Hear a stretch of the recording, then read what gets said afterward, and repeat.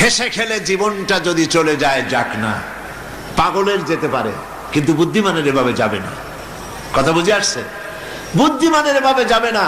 এই পৃথিবীতে এসেছি, আবার ফিরে যেতে হবে আল্লাহ পাকের কাছে। সেই জন্য আমাদের জীবনের তিনটে স্তর আছে, একটা স্তর পেরিয়ে এসেছি, ওইটা হলো আলমে আরওয়াহ। ওইটার নাম কি? আলমে আরওয়াহ, রুহের জগৎ।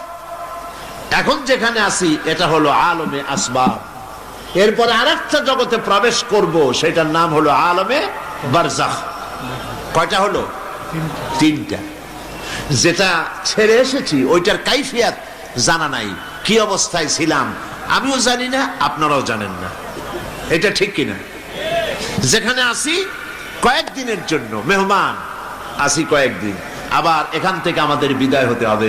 যেখানে যাব ওই জায়গার কাইফিয়ত কোরআনে হাদিসে যেটুকু জানি, এর থেকে বেশি কেউ কিছু বলতে পারবে না।